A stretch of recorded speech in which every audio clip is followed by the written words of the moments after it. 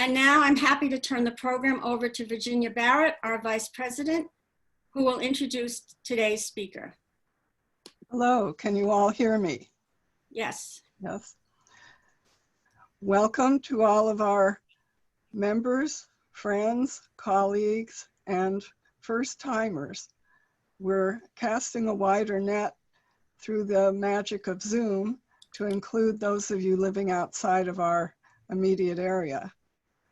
We're fortunate to have as our guest speaker today, Thomas Eisner, a Jungian analyst in practice in Santa Barbara. Welcome. We hope that you've all been safe and well. It's been an eventful 7 months since last we met. Let's all give ourselves a collective hug for surviving and being together today in pursuit of meaning and personal growth. We hope that you will join us on October 18th for Jacqueline Thurston's lecture on the archetypes and gods of the Egyptian pantheon. Our topic today is a famous poem by Samuel Taylor Coleridge, The Rime of the Ancient Mariner. It's an elegant and multi-leveled poem, one of the finest in the English language. Coleridge will take us on a personal journey and a personal and cultural night-sea journey. We and the speaker will traverse the oceans of his poetic imagination, which could lead us to the depths of our own unconscious, our dreams, and even to the cultural journey of death and rebirth that we're in today. Coleridge's poem engages the reciprocity of mind and nature, the spiritual freedom, individual creativity, and the supernatural. These psychic connections form an interlocking chain stretching over thousands of years from Gnosticism through alchemy to modern depth psychology. Our speaker, Thomas Eisner, completed his education at the Center for Depth Psychology in Zurich, the one inspired by Carl Jung and Marie-Louise von Franz. Tom taught in the core faculty of Pacifica Graduate Institute for many years, where his subjects were depth psychology and literature. He has lectured on these subjects worldwide. Tom's forthcoming book on Coleridge and Jung will be published by Texas A&M University later this year. So on the topic of visionary poetry and Jungian psychology, the Rime of the Ancient Mariner, please welcome Thomas Eisner. Thank you. Am I audible? Yes. Yes, okay. Good, let me see. I will start the screen share first and see if that can work.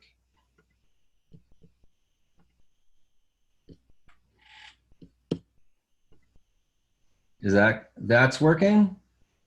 Great. Very well, all the technology is functioning. The hardest thing so far has happened. So, well, I'm really looking forward to the opportunity to present this topic to you. It's one that I've been working on for quite a long time now. Jungian psychology, its relationship to literature, and specifically Romanticism and the Rime of the Ancient Mariner.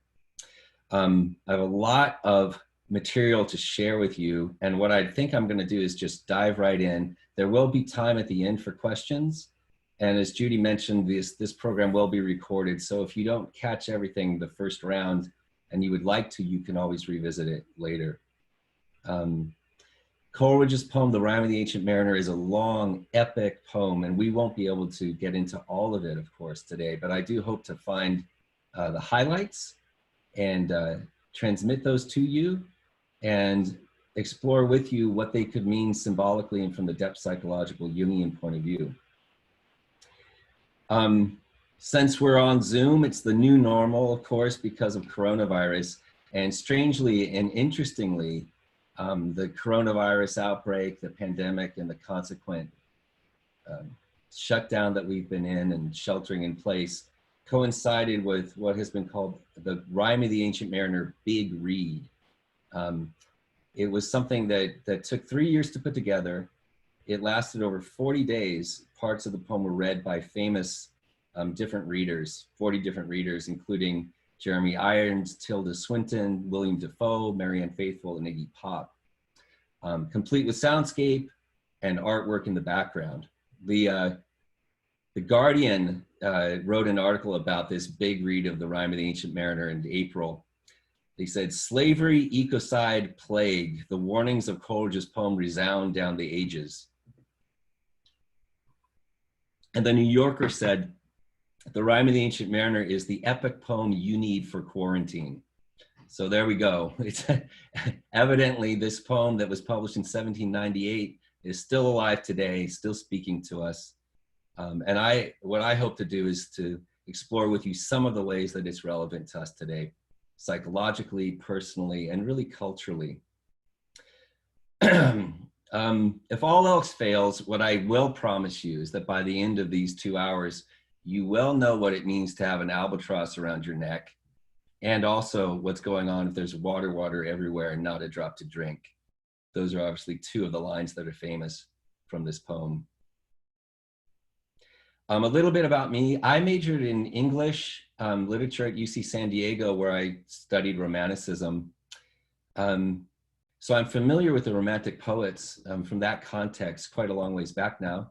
But the poem, The Rime of the Ancient Mariner, never really captured me as a piece of literature the way other of the Romantic poetry did. In fact, it wasn't until I was working as a psychotherapist and I had a man in my practice, and this was a long time ago now, over 15 years ago. And this guy, he was talking about his sense of pathological guilt that he's carried around for quite a long time. He said, it's like an albatross around my neck. And then a few minutes later, he was talking about his depression. He said, it's like water everywhere and nothing to drink. And he didn't recognize that those two lines came from the Rime of the Ancient Mariner, but I did. I knew that they both came from that poem. So I dived back into it to see if it could say anything about this man's process or about guilt and depression, which it certainly does. But when I brought up the poem to him, he kind of politely, went along with me. But man, that poem didn't grip him, but it gripped me. And still 15 years later, I'm dealing with it and still writing about it. I felt like the wedding guest in the poem, gripped by this strange old bizarre ancient mariner and hypnotized by his glittering eye and forced to listen to his story. So it's something I've thought quite a lot about. Also, I want to say that when I taught at Pacifica, I had the fortune to meet Ross Woodman, Marion Woodman's husband, and really a scholar of Romanticism up in Canada. He won the Keats Shelley Award one year, and a true alchemist himself and a real visionary, as well as being a professor. He had a huge influence on me, particularly on the Rime of the Ancient Mariner and Romantic poetry. The first article that he ever published was on the Rime of the Ancient Mariner. So, his spirit is alive with me as I dive into this subject, and I just want to honor him at the start before we go into it. Very brief intro about Romanticism and Coleridge. Between the downfall of alchemy in the 18th century with the rise of the scientific revolution in chemistry, alchemy died off. In between that and the rise of depth psychology in the 20th century, I believe that tradition that started in alchemy of looking towards the unconscious, looking into the symbolic dimensions of the shadow, continued on in the lineage of the Romantics. For me, they're really a bridge between the alchemy of the past and what was for them the depth psychology of the future. They were also a counter movement to the European Enlightenment, the Age of Reason, the Scientific Revolution, the Industrial Revolution. Romanticism was like the lunar, unconscious, feminine compensation to the collective ruling values of Europe during its time. Somewhat like a dream compensates the collective attitude of consciousness, Romanticism is that great dream of European culture from where I sit. Coleridge, born in 1772, died in 1834. He was a contemporary of Goethe, Schelling, Schiller, Novalis, Blake, Wordsworth, Keats, Byron. Those were his contemporaries. These were the Romantics as they became known later. And what they focused on in their writings, particularly their poetry, was an erotic reciprocity between mind and nature. Instead of nature as a dead object to be controlled through tools, they viewed nature as, well, for instance, Wordsworth called his poetry spousal verse, celebrating the marriage of psyche and nature. They emphasized spiritual freedom, intuition, the spontaneous overflow of powerful feelings is how Wordsworth described poetry. Individual creativity, interest in the supernatural, Gothic horror, and above all, the primacy of the unconscious mind. If the Enlightenment and the scientific revolution was Europe's solar conscious light, the Romantics were its lunar unconscious compensatory light. Politically, the Romantics tended towards liberal and even radical points of view. For instance, Coleridge, as a young man, was a huge proponent of anti-slavery legislation and activism, and also of the French Revolution, although he became quite conservative in middle age. Mostly, Coleridge is known as being one of the founders of Romantic poetry and among its most well-known and respected exponents. But he was also a philosopher, a political activist, a literary critic, a statesman. Some of the many words and phrases he invented you will be familiar with because they become part of the general lexicon. You may not know he invented these words though. Words like psychosomatic. Psychoanalytic was a word Coleridge coined in 1805 to describe his approach to mythology. Willing suspension of disbelief is a phrase Coleridge invented that has been taken up quite a lot in the arts. As well as of course, of the lines from the Ancient Mariner, I've got an albatross around my neck and water, water everywhere, nor any drop to drink.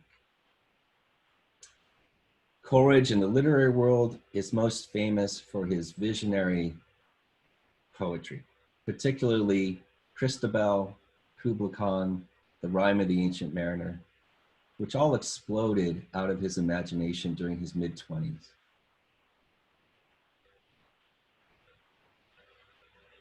So a little bit of an introduction now about why we should care about the Rime of the Ancient Mariner today, over 200 years later. A few months before his assassination in Memphis, April 4th, 1968, Dr. Martin Luther King spoke to the staff of the Southern Christian Leadership Conference, meeting and retreat at Frogmore, South Carolina. For its very survival's sake, King said, America must re-examine old presuppositions and release itself from many things that for centuries have been held sacred. For the evils of racism, poverty, and militarism to die, a new set of values must be born. So Dr. King is saying, you know, to literally survive, America must figuratively die.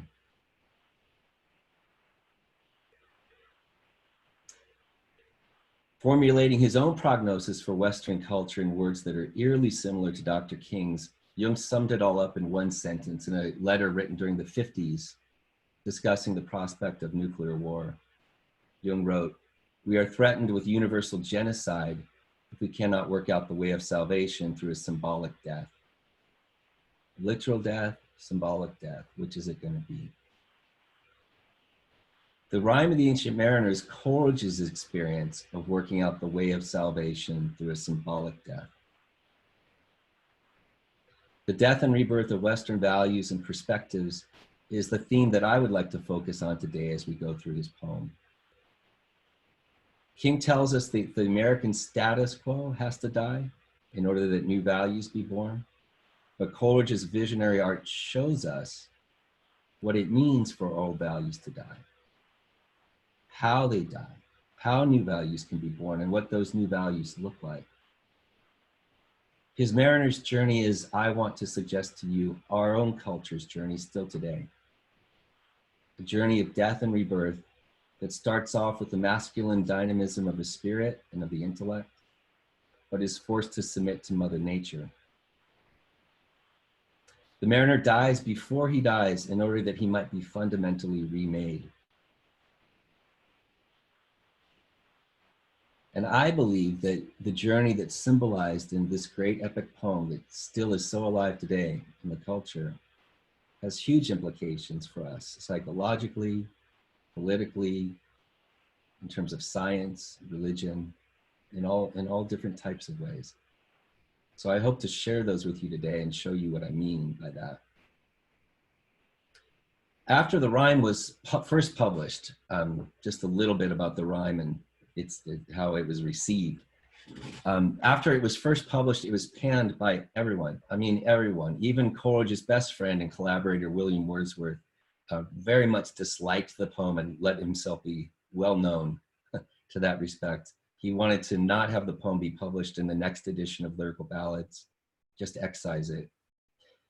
Just as nobody understands the mariner's bizarre tale in the poem itself, people all run away from him when he starts talking, for instance, we will see. Nobody understood the rhyme of the Ancient Mariner when it was published. This rejection of Coleridge's greatest poetic effort hit him hard. It really destroyed his confidence in himself as a poet.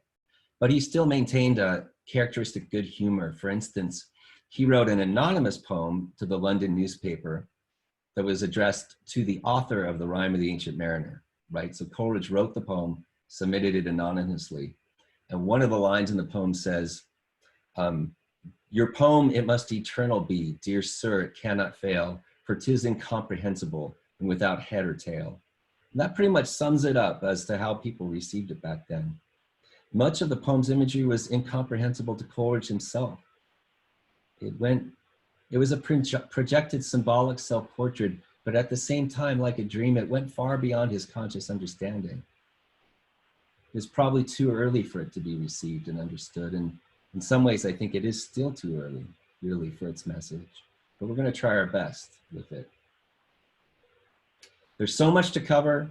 The challenge is going to be to get a lot of material into a relatively short space of time.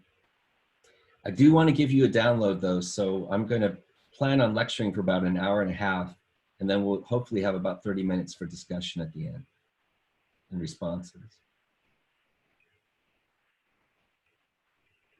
What I'm going to be doing is first covering some of the parallels that I've discovered between Coleridge and Jung, and Coleridge as a real ancestor to us in the field of depth psychology. I will just list out some of the ways in which Coleridge and Jung share so much in common spiritually and psychologically. Then I'll give you an introduction to Romanticism, a little bit about the poem itself, and then we'll start going through the poem. Again, we're not going to have time to go through everything in the poem, but I want to hit some of the highlights. I'll spend most of my time on the crisis of the poem, which is the famous shooting of the albatross, and also the redemptive motif in the poem, which is when the mariner blesses the water snakes. So interestingly, the crisis and the redemption both revolve around this protagonist's relationship to the animal. If you've never read the poem, that's okay, don't worry. I will read the parts of the poem as we go along that we're going to be discussing. So there's no need at all for you to be familiar with it. If you're feeling anxious about that, don't worry. Now, we're going to be looking at Coleridge's great epic visionary poem, of course, through the lens of Jungian psychology. And for me, that's not a stretch at all, because as I said, Coleridge and Jung share so much in common. One of the things that's fascinated me as I've gotten into this work with Coleridge and reading through not only his poetry, but his Biographia Literaria, Table Talk, his notebooks, other of his prose writings, has been how much similarities with Jung popped out for me through reading through his own works. I was shocked at times by this. So what I'd like to do first is share some of those parallels with you. Coleridge invented the term psychoanalytic, as I mentioned, in 1805, as a way to understand mythology. He consistently refers to himself as a psychologist. He uses words like association, the unconscious, and self in ways that Jung would use them a century later. He was passionately convinced of the existence of the unconscious mind as more than a personal unconscious. He thought that psychological laws governed the unconscious. He sought to discover those laws and pay heed to them through the practice of what he called analysis. For instance, he wrote in a notebook entry, "The most watchful analyst of his own mind must be guided by the known laws of psychology. Coleridge felt that analysis could help him understand, and by understanding, heal his psychological conflicts. In another notebook entry, he wrote, "Surely this is well worth a serious analysis, that understanding I may attempt to heal." Some other of his writings on psychological topics, just a few I'll throw out at you. The law of association formed the basis of all true psychology, being that to the mind which gravitation is to matter. In all societies, there exists an instinct of growth, a certain collective unconscious good sense. Jacob possessed a mixture of feminine qualities. Jacob is the most favored with visions, presentiments, omens, etc. By feminine qualities, I mean nothing detracting, no participation in the effeminate. There is a woman in the man. This would furnish matter for a very interesting essay in sexual psychology. Yeah, it would. But as with a lot of Coleridge's, he had a lot of sparks of intuitive ideas that he would throw out in his notebooks and never really follow up with. 4 terms. Coleridge loved to invent words. He was famous for his neologisms. So these are 4 words he invented in an attempt to understand dreams, the nature of dreams, which he was very interested in. Psychosomatic, a term Coleridge invented. Dreams are psychosomatic, he thought. Somatosphere. Dreams emerged out of a bodily or somatic atmosphere, so to say. Psychonometic, dreams are indicative of the mind, metaphors, symbols. And esemplastic, which is a term that meant to form, to shape into a oneness and resolve contraries. Coleridge also opened the door to a psychological understanding of alchemy a century before Jung. He wrote, or actually this was from his table talk that was taken down in conversation. He said, "I'm persuaded that the chemical technology," that meant alchemy, "as far as it was borrowed from life and intelligence, half metaphorically, half mystically, may be brought back again to the use of psychology." Obviously, Jung did that in his work. Midlife on became his major focus, the alchemical tradition. Coleridge was fascinated by the union of contraries. For instance, he wrote, "I cannot describe how much pleasure I have derived from extremes meet," for instance, or treat everything according to its nature. You didn't grab it. Here. And Sit B. on top. That is tall talk. There's someone who's speaking in, that's why I stopped talking.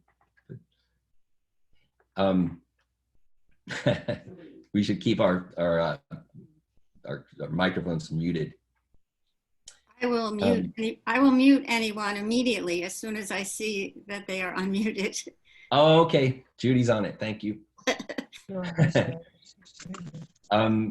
So he was talking about the union of opposites.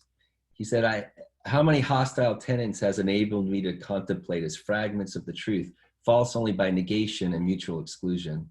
And in a marginalia, he wrote it, scribbled in the margins of a book, "The deity is an absolute synthesis of opposites." Coleridge also anticipated Jung's theory of typology. According to Coleridge, there were 2 types of men, the Aristotelians and the Platonists, the extroverts and the introverts, beyond which it was next to impossible to conceive a third. Now, these parallels with Coleridge and Jung aren't only intellectual. In his actual life, Coleridge, for instance, was very interested in dreams. He recorded a lot of his dreams in his notebooks and took pains to try to comprehend them, something that he admits he never felt able to do.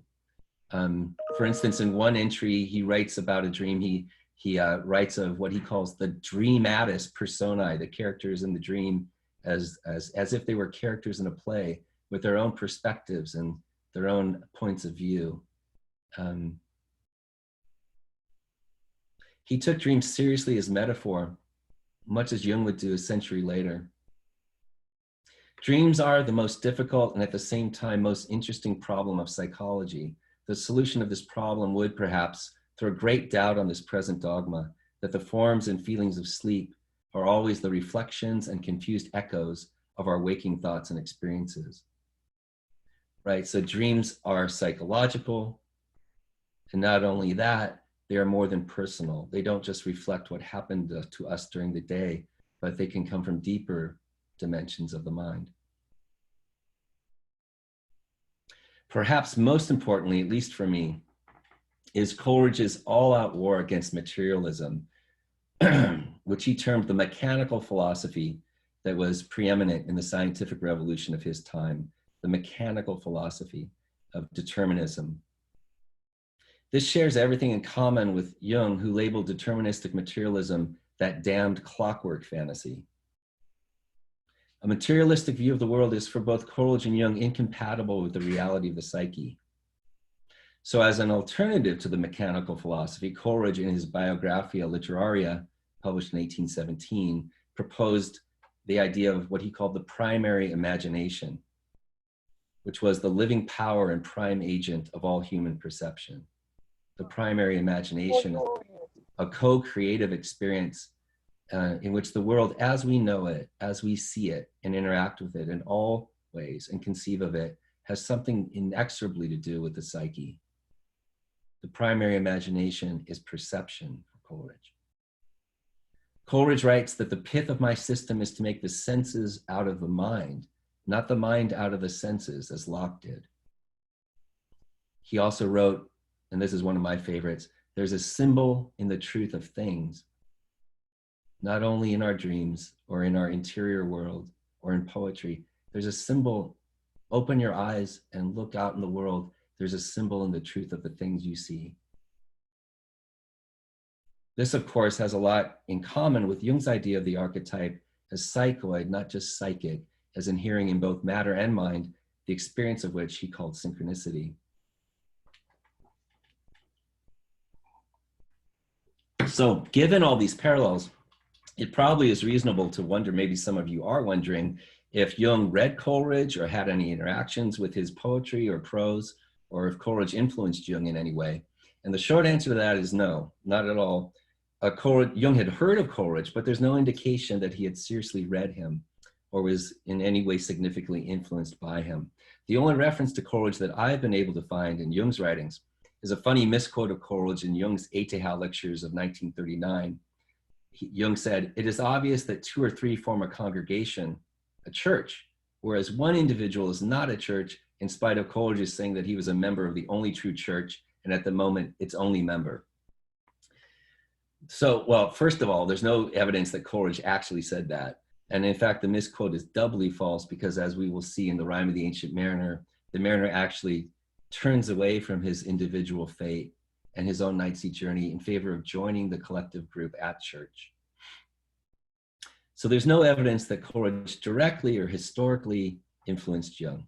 But nevertheless, it makes sense that whoever, maybe Aniela Jaffe, who put together Jung's autobiography, Memories, Dreams, and Reflections, whoever put together that biography of Jung's selected a quote of Coleridge's as the epigram. So the quote that opens Memories, Dreams, Reflections is a quote from Coleridge. And it says that he looked at his own soul with a telescope.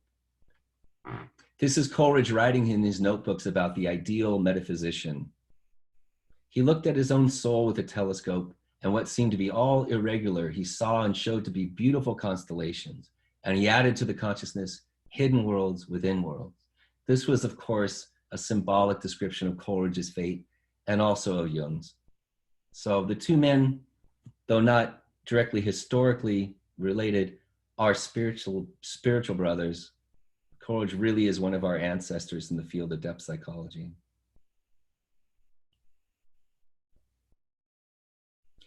So a little bit of an intro to the Rime of the Ancient Mariner now before we drop into the poem itself.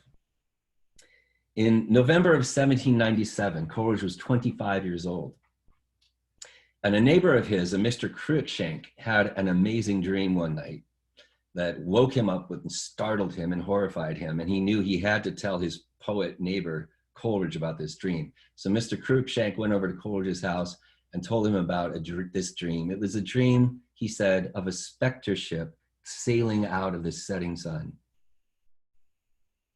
Now this dream must have gotten under Coleridge's skin, for as Coleridge and Wordsworth started out on a long moonlit walk several days later, Cruikshank's dream became the inspiration for what was supposed to be at first a short poem written by Coleridge and Wordsworth to defray the costs of the walking tour. The poem gradually grew in scope, length, interest for Coleridge. Coleridge took it over, Wordsworth dropped out, and eventually that poem became the Rime of the Ancient Mariner. Coleridge worked feverishly hard on it for months before it was finished in April of 1798. And it was first published in what's generally regarded as the first volume of English Romantic poetry, Lyrical Ballads, a collection of poems with Wordsworth. It went through, by the way, 2 other revisions during the course of Coleridge's life. He kept working on it, a revision in 1817, and then a version that was published after his death in 1834.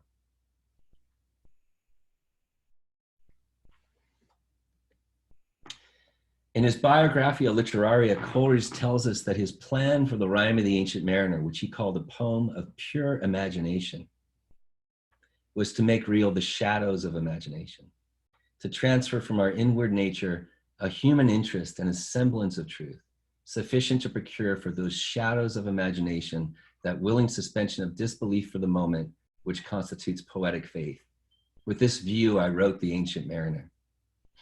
There's a hell of a lot in that one sentence, and we could talk about it for probably hours, about his understanding of poetry, his understanding of imagination. And we will be coming back to this quote probably as we go along through the poem. But I think from just this sentence, you can get a sense of how Coleridge understood his own poetry. It was a semblance. It wasn't literally true, but it wasn't a lie either. It was a semblance that hid a profound truth about the human psyche. And the way that we're going to have to approach the poem is the way that he suggests. In other words, not through fundamentalist, literalist faith, but through poetic faith, with an eye for symbols and metaphor.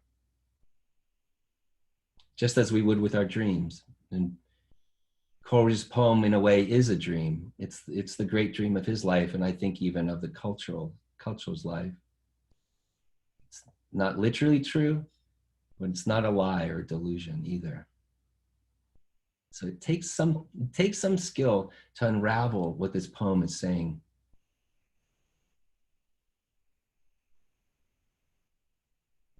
In writing The Rime of the Ancient Mariner, Coleridge wrote a fantasy story, a famous parable of the modern mind, in which he symbolically describes a process that was utterly borderline even to himself, ultimately. For a few years, T.S. Eliot writes, Coleridge has been visited by the muse. I know of no poet to whom this hackneyed metaphor is better applicable, Eliot wrote, and thenceforth was a haunted man. What came out of this haunting of imagination in Coleridge's mid-20s was the story of a modern man searching for what was missing in his spiritual and intellectual traditions.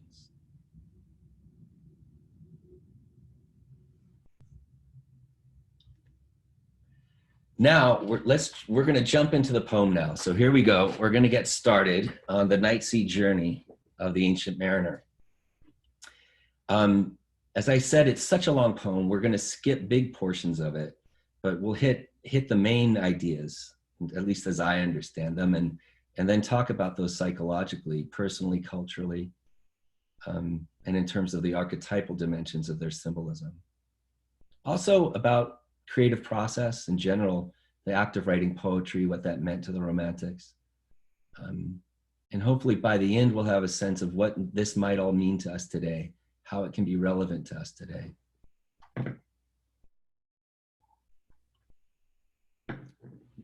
Again, don't worry if you hadn't read the poem, I'm going to be reading the sections that we're going to be talking about. So here's the beginning. Oh, also I should say, a lot of these images that I'll be sharing are from Gustave Doré's famous illustrations, his engravings of the Rime of the Ancient Mariner. So those are most of the illustrations that you'll be seeing as we go along. The one on the left is an exception. That's illustrator Mervyn Peake, who published these illustrations in the 1940s. 1850 was the Gustave Doré. Again, the poem was first published in 1798. It is an ancient mariner, and he stoppeth one of three. By thy long gray beard and glittering eye, now wherefore stopp'st thou me? The bridegroom's doors are opened wide, and I am next of kin. The guests are met, the feast is set, mayest hear the merry din. He holds him with his skinny hand. There was a ship, quoth he. Hold off, unhand me, graybeard loon. Eftsoons his hand dropped he.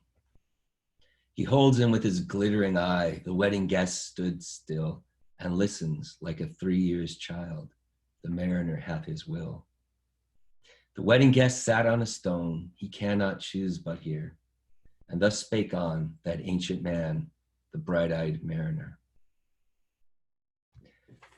A bizarre ancient man grips a normal young man on his path in life and separates him from where he wants to go. Detains him. Imagine this crazy old loon. He says, unhand me, graybeard loon. This wandering beggar old man hypnotizes him with his glittering eye, grips him, separates him from the collective group, and tells him the story of a bizarre night sea journey. For the Romantics, this is an image that has to do with their creative process of writing poetry. Poetry, Coleridge tells us, is a rationalized dream, an awaking dream. As he began to write his epic autobiographical poem, The Prelude, for instance, Wordsworth tells us that he became, quote, conscious of myself and of some other being. Coleridge's great poem was not a brainchild or a product of his conscious intention, but of what Wordsworth called some other being, some other consciousness in himself. An ancient man in the depths that's disrupted his intended path through life. The Ancient Mariner is the true author of the Rime of the Ancient Mariner. Although it may sound like schizophrenia, creative types often experience inspiration as if they were being confronted by another being without necessarily being psychotic. William Blake felt that in the act of writing poetry, he was taking dictation from autonomous sources of imagination. The act of writing poetry is not just a literary exercise, in other words, or an aesthetic pastime, but as Wordsworth described it, a soul in the process of making itself. Wordsworth's creative engagement with the some other being within himself takes the form of dark and inscrutable workmanship, the goal of which is to harmonize the discordant elements operative between the two consciousnesses in himself in order that they might cling together in one society. That's what it meant for Wordsworth to write poetry. Wordsworth's account of his creative process is mirrored in the image of the ancient mariner confronting the wedding guest. It's also strikingly similar to Jung's method of active imagination, which many of us will be familiar with in this group.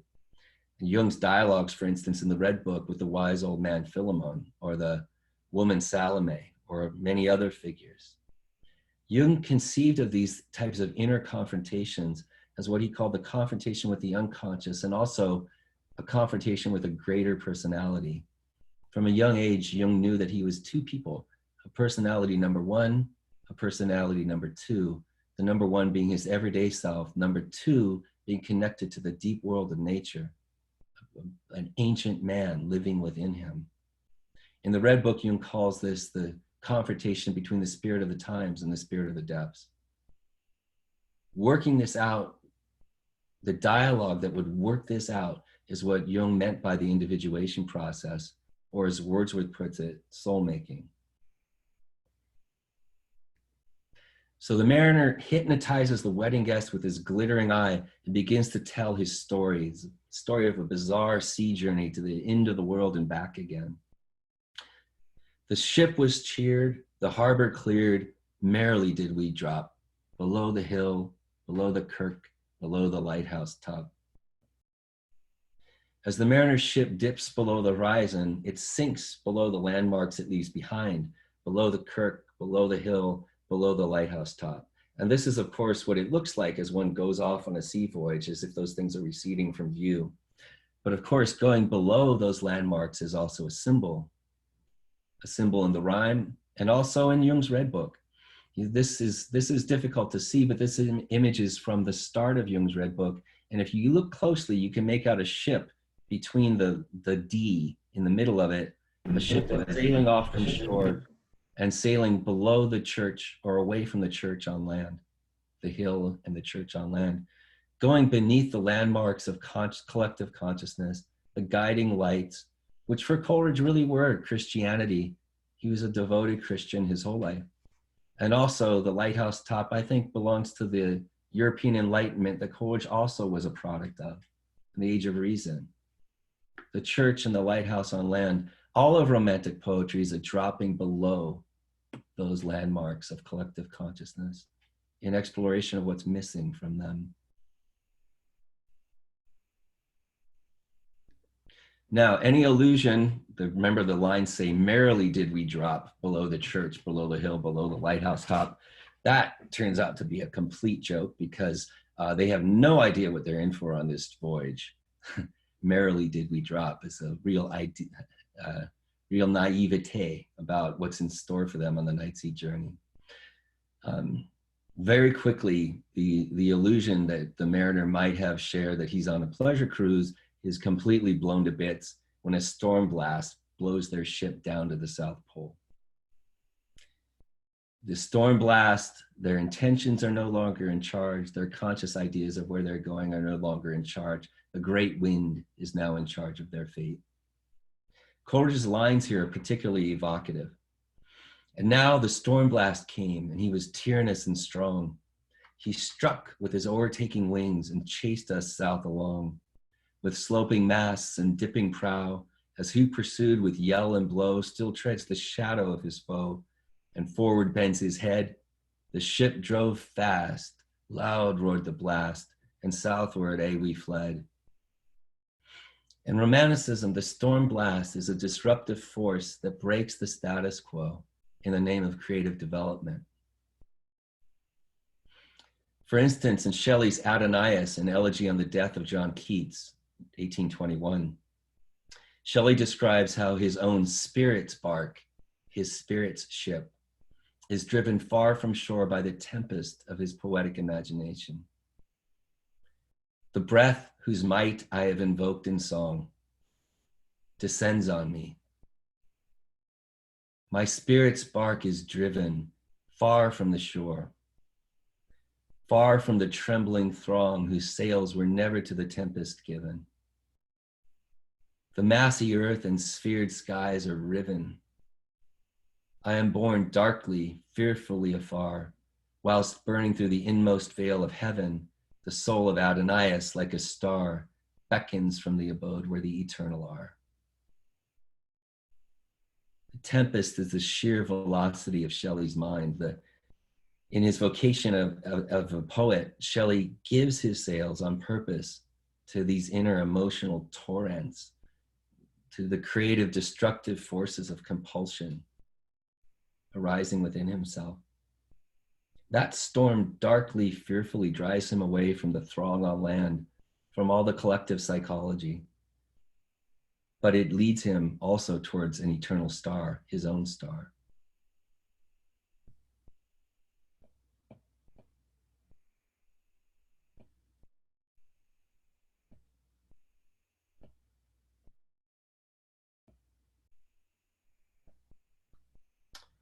Where that storm blast leads the ancient mariner is down to the South Pole. It drives the ship all the way down to the edge of the end of the world, to the other pole of the world, into an eerie land of ice and snow, a chaotic wilderness, ice, moonlight, devoid of humans, no civilization, no animals even, a vast impersonal white world. And now there came both mist and snow, and it grew wondrous cold. And ice, mast high, came floating by, as green as emerald.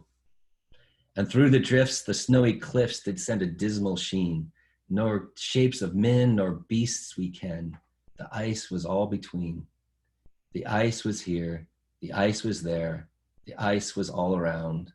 It cracked and growled and roared and howled like noises in a swoon.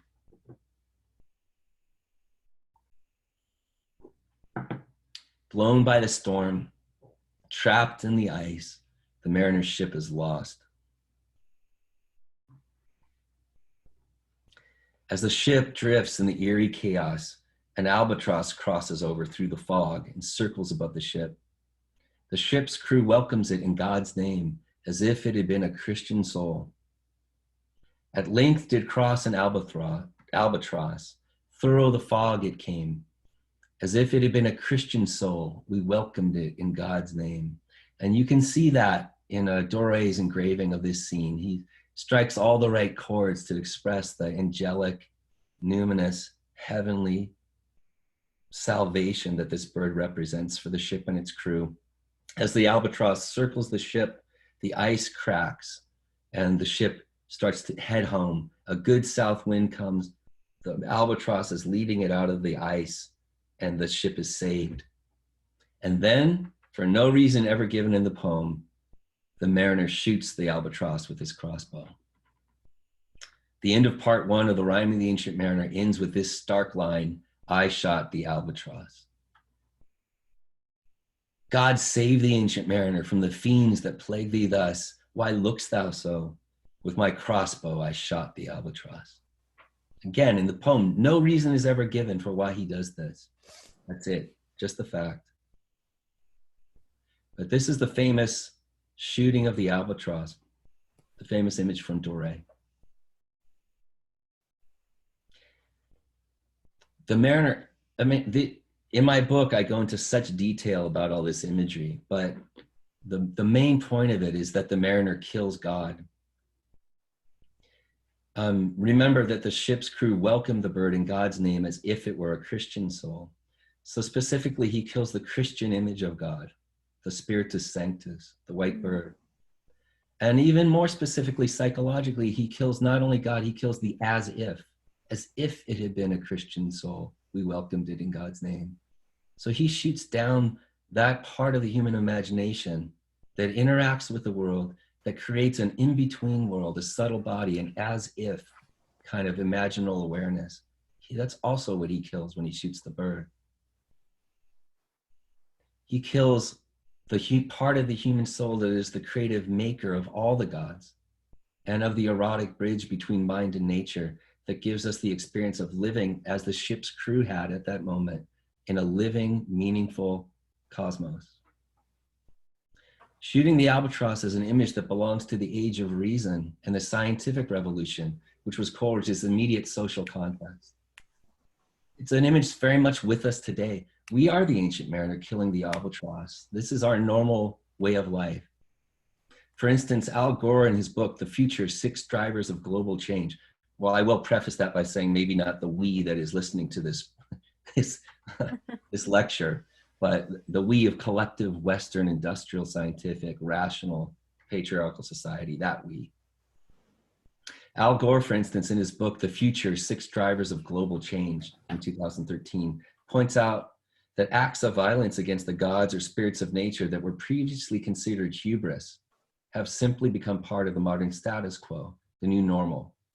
Gore writes, in the old mythological traditions, there were very strict taboos and dividing lines between powers reserved for the gods and for human beings, the transgression of which was seen as hubris and subject to divine punishment.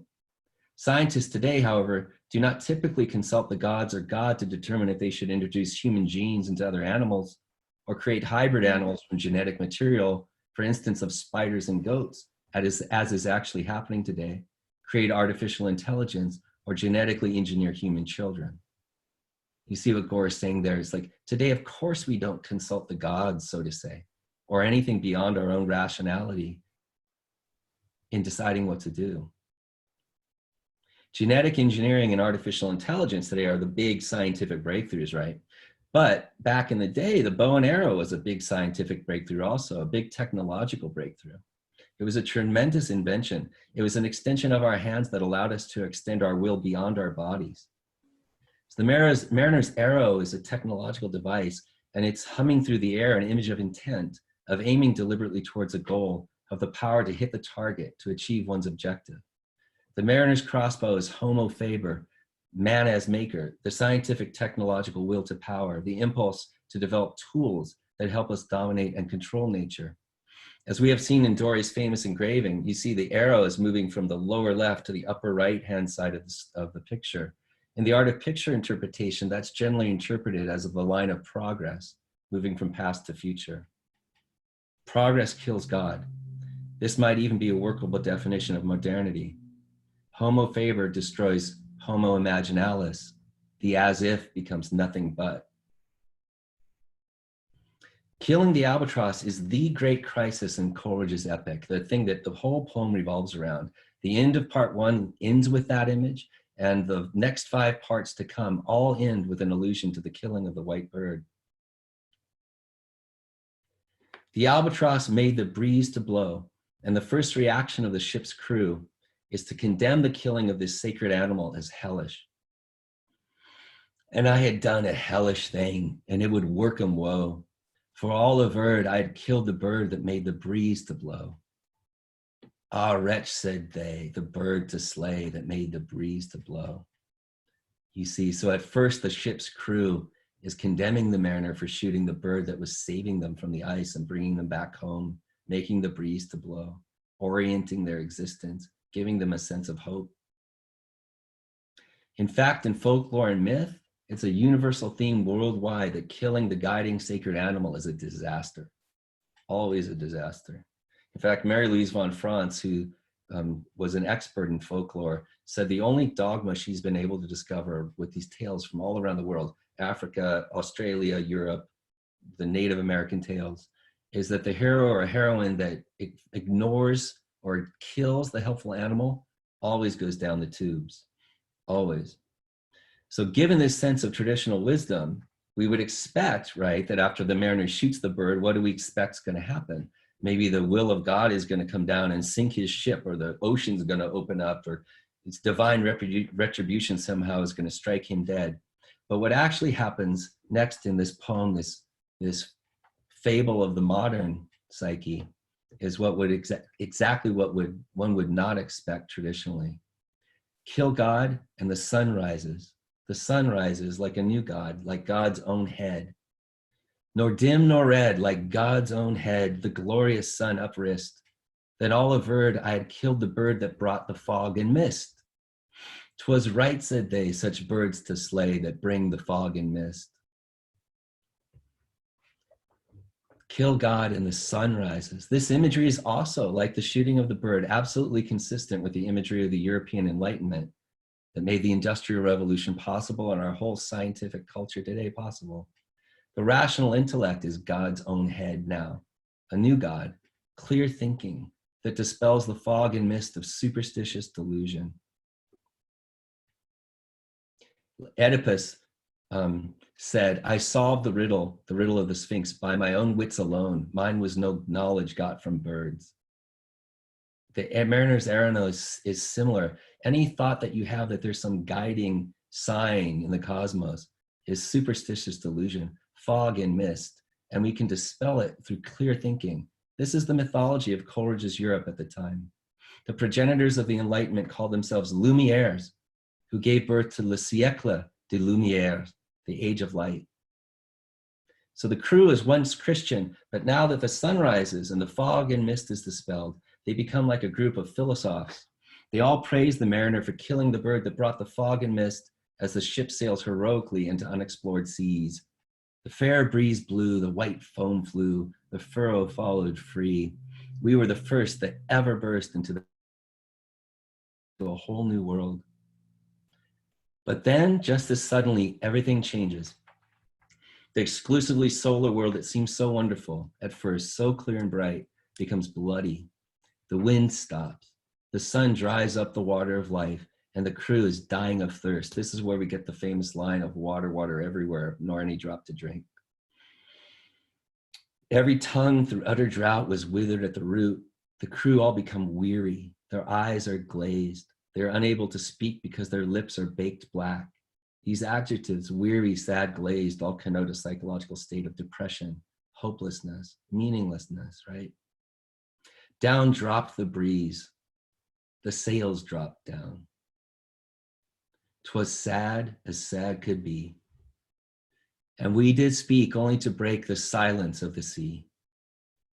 All in a hot and copper sky, the bloody sun at noon, right above the mast did stand, no bigger than the moon. Day after day we stuck, nor breath nor motion, as idle as a painted ship upon a painted ocean. Water, water everywhere, and all the boards did shrink. Water, water everywhere, nor any drop to drink. And every tongue through utter drought was withered at the root. We could not speak no more than if we had been choked with soot. So you get it? The ship stops. It's like a painted ship on a painted ocean, a two-dimensional existence. No water, no shadows, no fog and mist, but no water, which turns out to be pretty essential to life. The Enlightenment becomes a wasteland. Now, dying of thirst, the crew change their minds again. Now they go back to blaming the mariner for killing the bird, and they hang the dead albatross instead of the cross around the mariner's neck as an emblem of his guilt. This is the scene of the famous, "I have an albatross around my neck." This is the illustration, by the way, of Mervyn Peake from the 40s. Ah, well a day, what evil looks had I from old and young. Instead of the cross, the albatross about my neck was hung. This image of a pathologically guilty ancient mariner carrying a dead albatross around his neck is the most famous image in the entire poem. And in popular culture, of course, we have that phrase all the time that we hear, "I have an albatross around my neck." It usually means for us that I'm burdened by some annoying or some useless problem that I need to get rid of. But there's much more to the symbolism in Coleridge's rhyme. The mariner has an albatross around his neck because he killed the Christian God image and left the ship's crew bereft of the water of life. He destroyed the imaginal bond between humanity and nature. That's his guilt, his crime that he's forced to carry. That's his heaviest burden. Now, as Jung says, the cross or whatever other heavy burden the hero carries is himself, or rather the self, his wholeness, which is both God and animal, not merely the empirical man, but the totality of his being, which is rooted in his animal nature and reaches out beyond the merely human towards the divine. That's from The Psychology of the Unconscious, the chapter on the battle for deliverance from the mother. Remember, the crisis I told you in the poem is the killing of the animal, and the redemption motif will be the blessing of the snakes later on. So this symbolism of the animal is God and the animal are going together.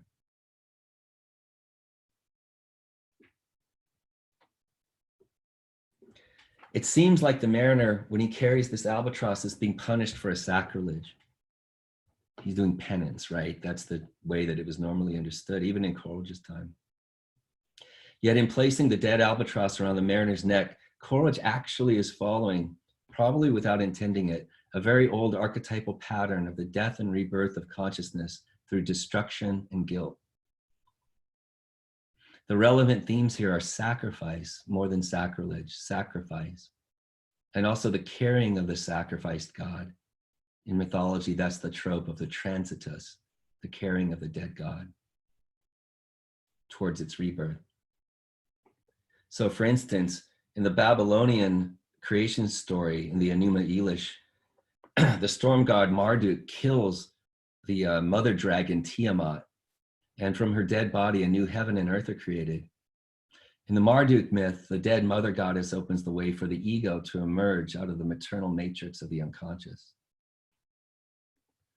Or in Mithraism, which was a Roman mystery religion practiced from the 1st to 4th century of the Common Era, it was a masculine warrior initiatory cult. Mithras takes the bull of his mother. On the left-hand side, you can see Mithras killing the bull. He calls it the bull of his mother. That means his love for Mother Nature and for his own nature, and carries that bull on his back as a sacrificial offering. The dead bull in Mithraism is the sacrifice of instinctual compulsion in favor of masculine willpower and discipline.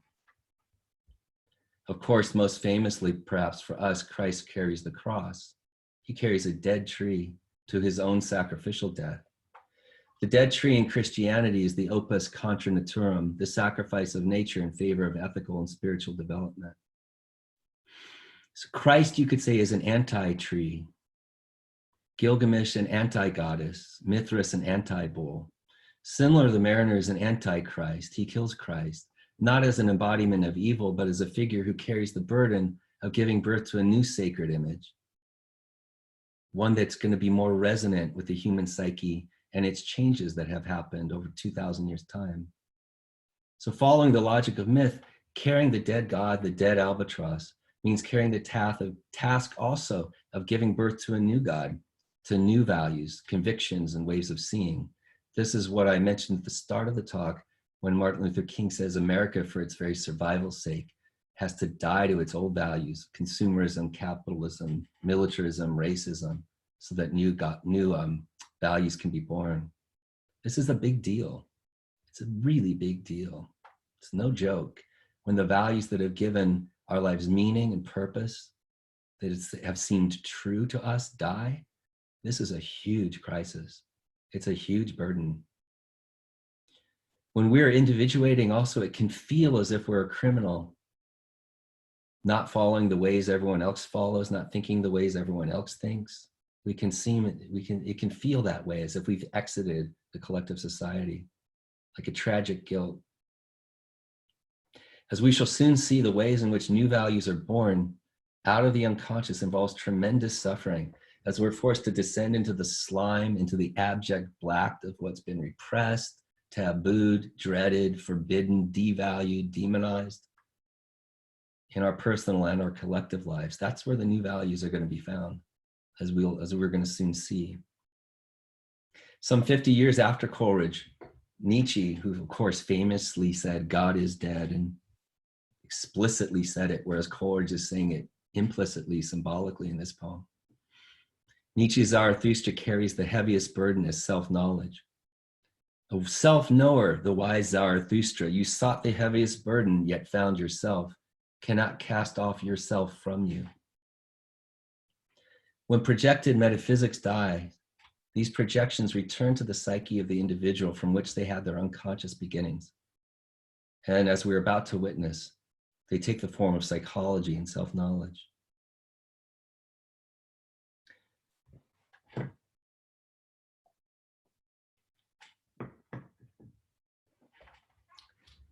So the mariner, he will drink in the water of life again, and he will feel the breeze that will blow his ship home again, but not before he goes downward.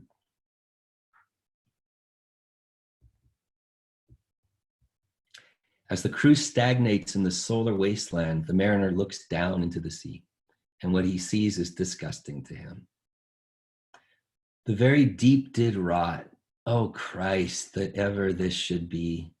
Slimy things did crawl with legs upon the slimy sea. Here the mariners Freud and Jung looking down into the depths of the unconscious mind, to what's been repressed, the otherness that's there, what's not part of the collective worldview. At first it looks disgusting, like slimy reptiles crawling in a uroboric, maternal, womb-like amniotic fluid down there. This looking down into the depths not only defines depth psychology, though, it's also the quintessential romantic journey. This is what Wordsworth wrote about his own poetry, his own sense of his own poetic epic now, in his prospectus to the recluse.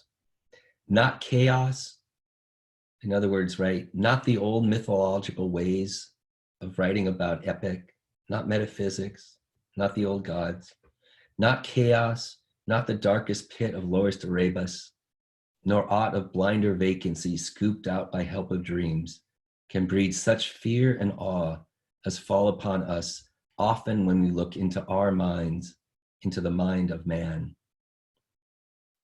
Right? So for Wordsworth, looking into our minds, into the mind of man, is what he is doing as a poet. That's what romantic poetry is about.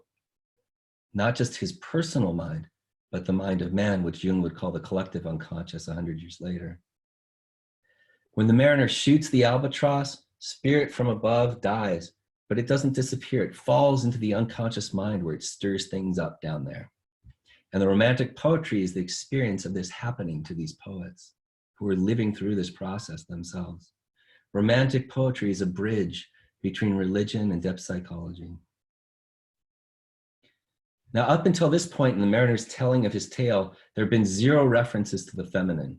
The sun is a he, the storm blast is a he, the albatross is a he, God is a he, and the mariner and the crew are all men. Now the mariner's exclusively masculine world has become oppressive. The sun beats down overhead, frying the crew. The feminine is missing, the water is missing, fog, shadow, the lunar night world is missing. And all these, as it turns out, are pretty necessary for life, vital for life, even critical. So the mariner is smack in the middle of his own imminent global catastrophe as he and the crew are all dying of thirst in the solar, conscious, masculine wasteland.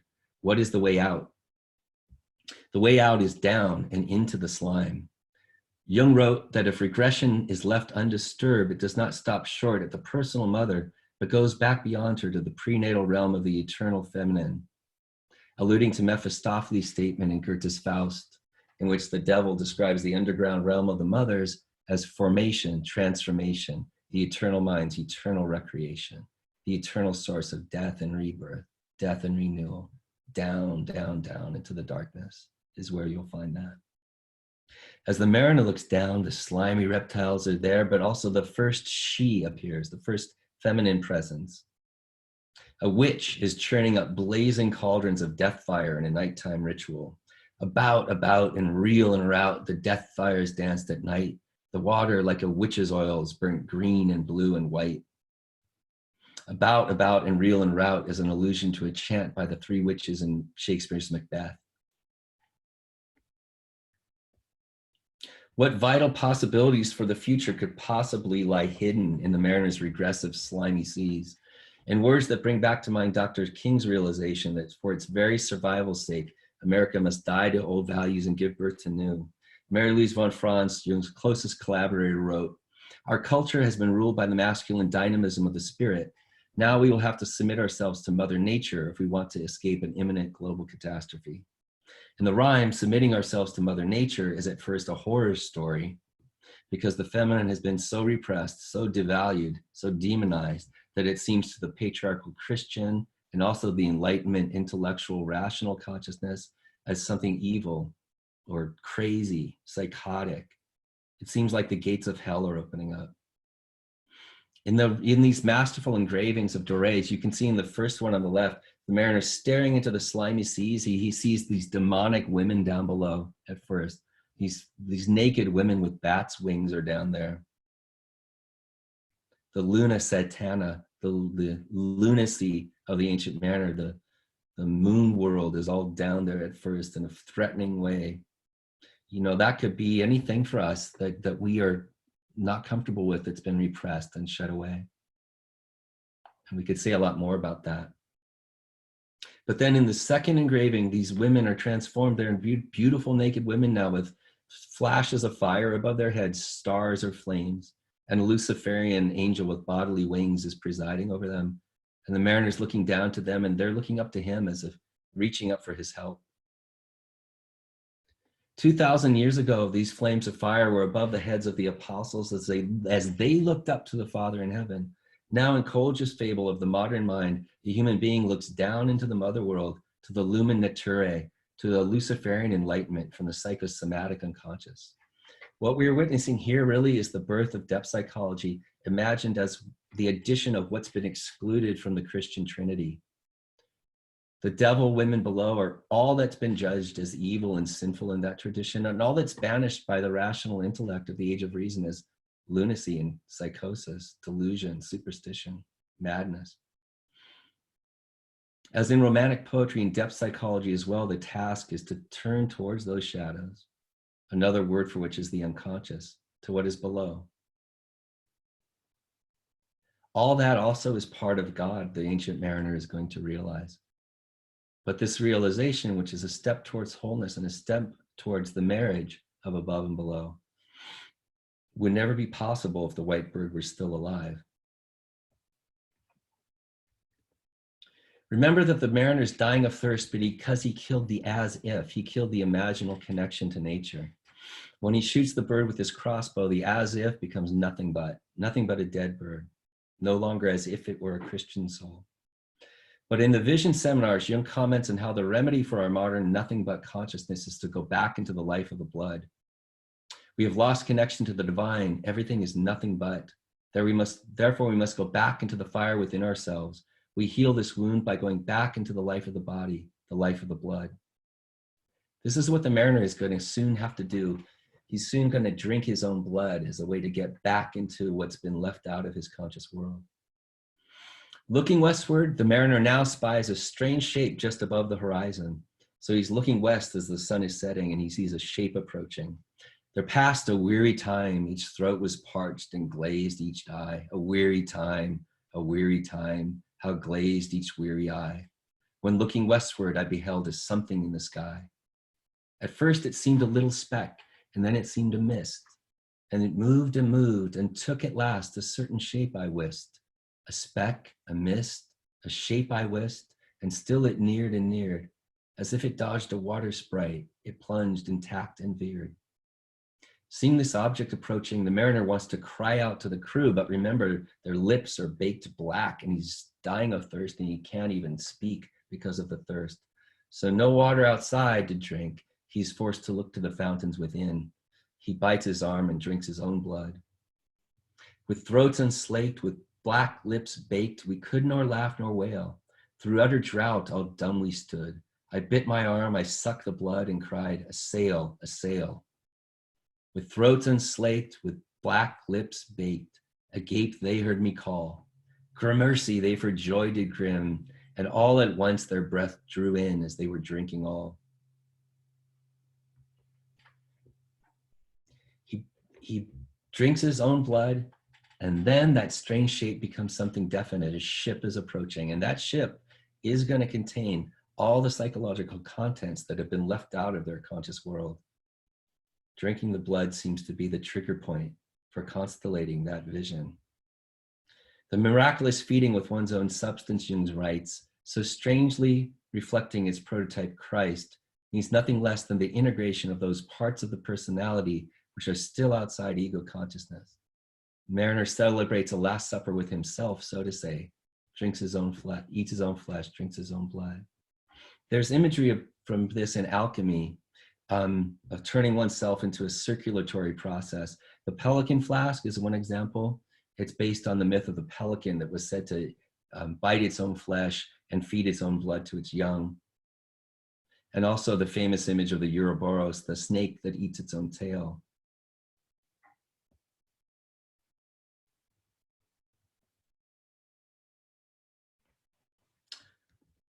So the ship approaches, and what is on the ship? A sail, the mariner cries out. At first he thinks the ship means their salvation, coming to work them weal. His confidence is shaken, however, by the fact that he sees only a woman on board. The woman, he somehow knows, is the nightmare life in death, who thicks man's blood with cold. She sails with her mate death out of the western gate, out of the underworld, from out of the setting sun. Remember Mr. Cruikshank's dream. And is that woman all her crew? Is there a death, and are there two? Is death that woman's mate? Her lips were red, her locks were free. Her looks were free, her locks were yellow as gold. Her skin was white as leprosy. The nightmare life in death was she, that thicks man's blood with cold. Coleridge repeats the feminine pronoun 8 times in the full passage above. When the mariner drinks his own blood, this accents off a death and rebirth process that first kills the collective masculine status quo. As the ship carrying the daimonic female approaches, it comes between the mariner ship and the setting sun, and there's a gruesome scene in which the mariner sees the sun being devoured by the ribs of that specter ship. And then the moon rises, and the star-dogged moon kills the many men of the crew. 4 times 50 living men all fell down dead as the moon rises. The entire crew. Death has won all of them in a dice game. Life and death won the ancient mariner only. He's become the property of that daimonic female. The mariner is truly and absolutely alone now. Alone, alone, all alone, alone on a wide, wide sea. And never a saint took pity on my soul in agony. The many men so beautiful, and they all dead did lie. And 1,000 slimy things lived on, and so did I. He's identified with the slimy creatures of the deep, as his entire masculine world is dead. Now the feminine world is starting to come to life. The mariner suffers the nightmare life and death fate for 7 days and nights. He's in a state of living death. He wishes he could die, but he can't. And the eyes of the dead crew are cursing him the whole time. This is what the process of figurative death looks like that we mentioned at the start of the talk. On the 8th night, the pregnant darkness gives birth, and I want to read to you this is the redemptive moment in the poem. It's some of Coleridge's most beautiful poetry in the poem itself. The moving moon went up the sky, and nowhere did it bide. Softly she was going up, and a star or two beside. Her beams bemocked the sultry main, like April hoarfrost spread. But where the ship's huge shadow lay, the charmed water burnt alway, a still and awful red. Beyond the shadow of the ship, I watched the water snakes. They moved in tracks of shining white, and when they reared, the elfish light fell off in hoary flakes. Within the shadow of the ship, I watched their rich attire. Blue, glossy green, and velvet black, they coiled and swam, and every track was a flash of golden fire. Oh, happy living things, no tongue their beauty might declare. A stream of love gushed from my heart, and I blessed them unaware. Sure, my kind saint took pity on me, and I blessed them unaware. The selfsame moment I could pray, and from my neck so free, the albatross fell off and sank like lead into the sea.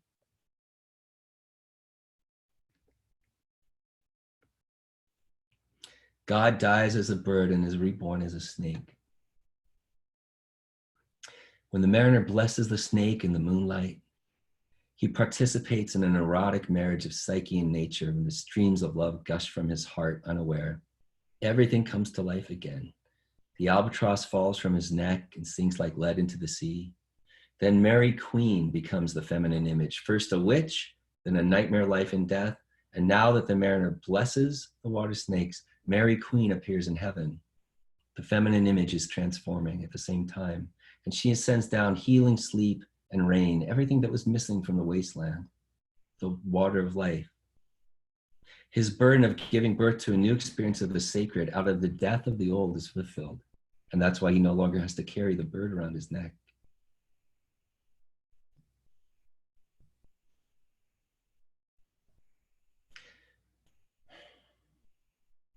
I will just say, I don't have time to get into this, but this is the birth of sacred nature, the marriage of psyche and nature that we're witnessing here is the ubiquitous theme in all of Romanticism. And if you're interested in this, a famous book of literary criticism by M.H. Abrams called Natural Supernaturalism has hundreds of examples of this throughout all Romantic poetry.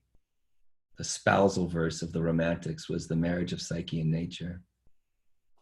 And we don't have time to get into all these examples, but if you're interested, you can find them in that book. The mariner departs from shore. He's initiated to the divine feminine out at sea. And now we come to the final stage of the circuitous journey, the return. We're going to skip over large sections of the poem and catch up with the mariner as he comes back to shore again, as he re-enters the realm of ordinary consciousness out of these visionary states that he experiences at sea. As the mariner approaches shore, he's guided by the spirits propelled by a mysterious supernatural force. He returns to the very same hill, kirk, and lighthouse top that he descended below at the start. He's made it back full circle, there and back again, circumnavigated the globe. It's a famous theme in Romanticism of the circuitous journey. It's the journey of the transformation of consciousness, departure, initiation, return. Oh, dream of joy, is this indeed the lighthouse top I see? Is this the hill? Is this the kirk? Is this mine own country? We drifted o'er the harbor bar, and I with sobs did pray, oh, let me be awake, my God, or let me sleep alway. Is it a dream? Please, God, don't let it be another dream. Please let this be real. He can't tell the difference yet between dream and reality. But as he gets closer to shore, it seems the spell of the visionary world is snapped. He looks back over the ocean and sees just ocean. And now this spell was snapped. Once more I viewed the ocean green and looked far forth, yet little saw of what had else been seen.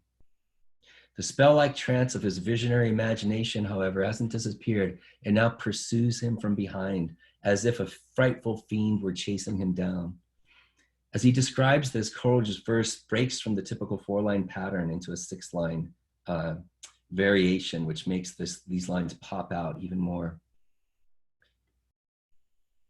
Like one that on a lonesome road doth walk in fear and dread, and having once turned round walks on, and no more turns his head, because he knows a frightful fiend doth close behind him tread.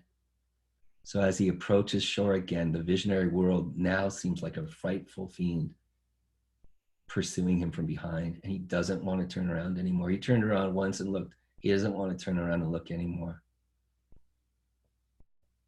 Perhaps something profound has happened to us at one point or another in our lives, right? You know, something sacred flash into awareness, or some spirit alive in nature or in us or in community, some genuine encounter in which we're understood, really seen, accepted in all our depths. And then we go right back to the everyday. Our experience might have been a literal near-death experience, an altered state of consciousness, a profound session in psychotherapy, an archetypal symbolic dream that shakes us to the core, a sexual experience. How to bring that encounter into everyday life? What if the experience doesn't fit within the cultural orthodoxies? The return journey represents that challenge of integrating the unconscious with the conscious world, the sea and land, sun and moon, bringing the treasure back to ordinary everyday life. For the mariner, that task is terrifying and impossible. As the mariner's ship approaches land, it goes down in a whirlpool, and 3 men in a rowboat row out to rescue him. They take him up into the rowboat, swift as dreams, the poem says. As this drowned dreamer transitions from his own vessel to that of the 3 men from shore, a much smaller vessel, he opens his mouth to speak, and all hell breaks loose. I moved my lips, the pilot shrieked and fell down in a fit. The holy hermit raised his eyes and prayed where he did sit. I took the oars, the pilot's boy who now doth crazy go, laughed loud and long, and all the while his eyes went to and fro. Ha ha, quoth he, full plain I see, the devil knows how to row. This doesn't augur well for a smooth transition back to normal life. The pilot, the pilot's boy, the Christian hermit hauling a big fish, too big, really too big. Seeing the transformed voyager from the perspectives that they share of the kirk, the lighthouse on land. One man calls the mariner the devil, the other goes crazy. From the Christian perspective, blessing snakes in the moonlight, right? The snake is the image of the Christian devil. From the perspective of enlightened rationalism, the mariner's visions at sea are just psychotic delusion. That's it, period. Nothing but psychosis. The mariner wants the Christian hermit, when he gets back to land, to shrieve his soul, to redeem him from the crime of killing the albatross, as if the blessing of the water snakes never happened. He wants to go back to the old days, as if none of that journey ever took place. But the hermit can barely stand in the mariner's presence, can only ask this lost voyager, what manner of man art thou? He doesn't understand him any more than anyone understood the poem, or any more than Coleridge understood it himself. Oh, shrieve me, holy man, the hermit crossed his brow. Say quick, quoth he, I bid thee say, what manner of man art thou? Nobody understands the mariner. No one can relate to him. No one is with him. There's no Jung waiting for him on shore. There's no, this Christian hermit should be the elder that understands his visionary journey, gives him a new name and welcomes him into society. None of that. Coleridge's only confidants really that he had were his notebooks. He felt very alone, in part because of his visions of life and of himself. Where would we be, us who have gone through Jungian analysis, without our analysts to understand sometimes what seem to be terrifying, evil, horrifying dreams, or the whole process we're in with our regression, depression, whatever it might be? No one understands him. No one sees him. With this, the mariner ends his story, but the poem isn't over. What happens next is that the wedding guest and ancient mariner hear two different kinds of music. The first, so the mariner stopped telling his story to the wedding guest. The poem's still going on. Now the ancient mariner and wedding guest both hear two different kinds of music. The church bells are ringing out at Vespers, and the bride and the bridesmaids are singing at the wedding. We remember that the albatross presided over Vespers prayers out at sea, the twilight prayers. But in the garden bower, the bride and bridesmaids singing are, and hark the little vesper bell that bids me to prayer. The bride is singing to the mariner, the church bells are singing to him, two different voices. Which will he follow? Which will he go for? This is the question of living one's life in accordance with either the external or internal authority, the truths of convention, the truths of the heart. O wedding guest, this soul hath been alone on a wide, wide sea.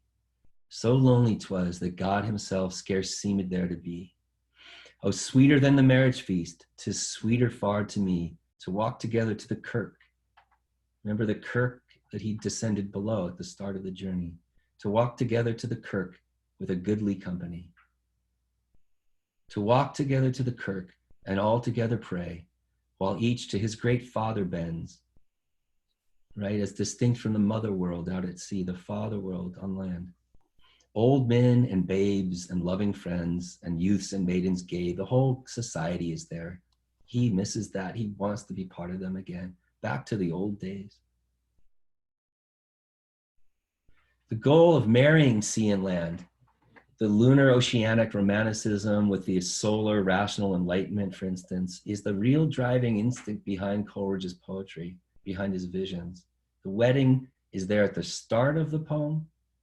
The wedding makes an appearance in the middle, and it's there at the end. It's there all the time in the background, the symbol of a wedding.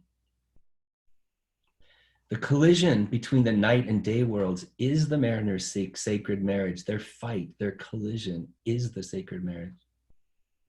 But the loneliness of his night sea journey is too much to bear. He chooses instead the collective consciousness represented by the church, the safety of the father world and of tradition on land. This really was Coleridge's projected symbolic self-portrait. At the age of 28, he said, "The poet is dead in me." He stopped writing poetry altogether because he said it conjured up too much deep feeling that threatened to overwhelm him. And he also said that he felt at times addicted to delusion. He felt menaced by a psychosis and became too much that lunar oceanic world. It was too early, really, for him. Too early for the marriage. Maybe even too early today for us, 200 years later. So the poem ends with both the mariner and the wedding guest turning away from the wedding feast. These are the last lines of the poem. The mariner whose eye is bright, whose beard with age is hoar, is gone. And now the wedding guest turned from the bridegroom's door. He went like one that hath been stunned and is of sense forlorn. A sadder and a wiser man, he rose the morrow morn. Too early for the wedding, nevertheless, like the sun, the wedding guest rises the morrow morn, transformed and changed, sadder and wiser for having heard this strange tale. So with that, the story ends, and with that, I'll end my this section of the talk too. And now we have 20 minutes or so for questions or comments or reflections, which I'll be glad to discuss with you. Thank you for listening. I know it's a big download, but it's a big poem. Thank you so much, Tom. This was really, really interesting. So people use the raise hand function to ask a question. I don't see any raised hands yet. If you're on a desktop, it's at the click participants, and then there'll be a list, and at the bottom, it'll say raised hand. Unless it's not working for some reason. Nobody's asking questions.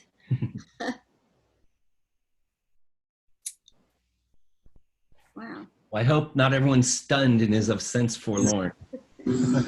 Scheherazade is trying to get your attention. Okay. Let me go find you. Okay, I'm unmuting. Scheherazade, I've unmuted you. One sec. Not working. She needs to unmute herself.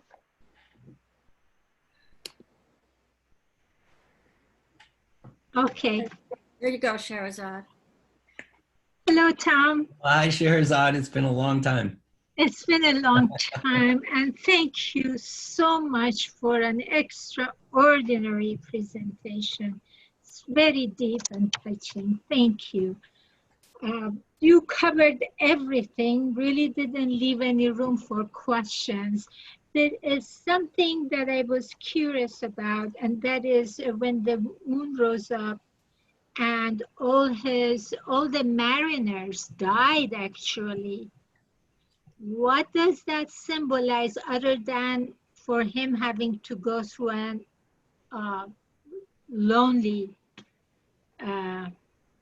journey, I mean, lonely experience?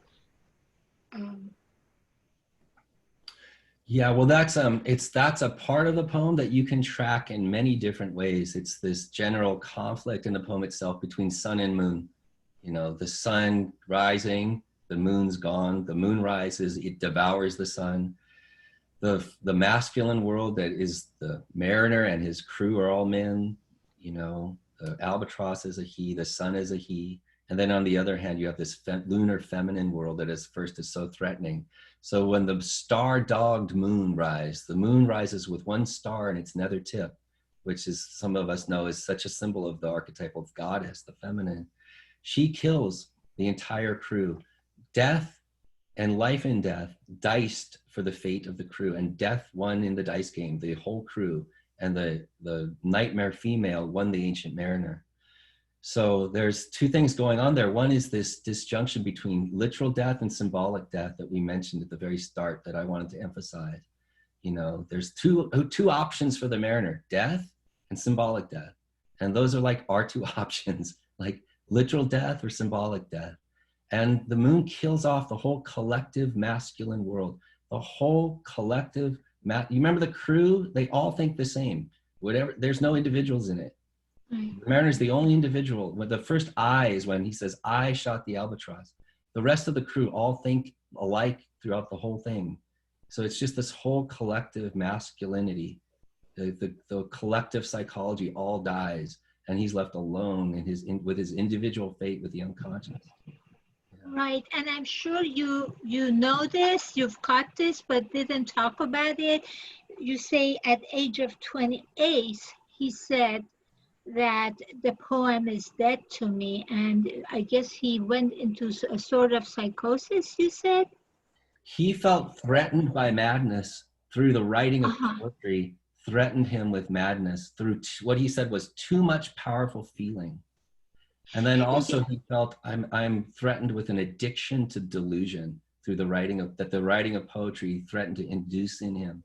So, I mean, this is what I really wanted to try to emphasize in the talk. This idea of the change of consciousness, the death of our old values, it's a big deal. It involves madness, that what seems like madness, what seems like something that could overwhelm us and disorient us. How can we cope with that? That's, I think, our tradition in depth psychology is how do we deal with the madness as everything changes around us and what's coming up from the unconscious. So George's fate was sad. I mean, this poem is a dark and not a happy poem. And his fate was similarly split. He became, in midlife, the church's chief intellectual spokesman. At the age of 28, he has left his wife and his little child, his little baby, went to Germany to study philosophy, to try to escape from the poetic imagination through his rational intellect. And you know that at age 28, that was my main point, is the Saturn return astrologically, which is a time of death and rebirth or major shifts and changes into one's life.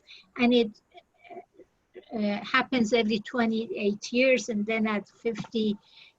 So I'm sure a lot of people here can relate to that. Thank you so much, Tom. I just leave it and leave it for other people to That's speak. great. Yeah, great. Thank you, Shahrazad. It's good to see you. Yeah.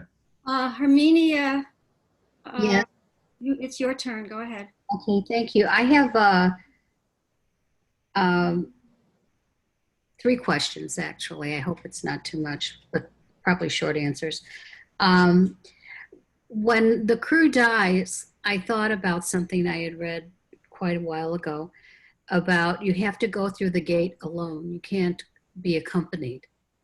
And so that's one of the images or the thoughts that came up when I thought about the crew dying. As long as they were with him, he couldn't really take the journey. And the other, oh, I'm sorry. But the other thing was what you said, that it's that masculinity, that that masculine way of thinking that had to die. So it was very interesting to me that that occurred. You know? And the next thing is that I kept going back to that first image that you showed. I don't know if it was the first, but the image you showed us with the male and the female, the one with the head of the sun.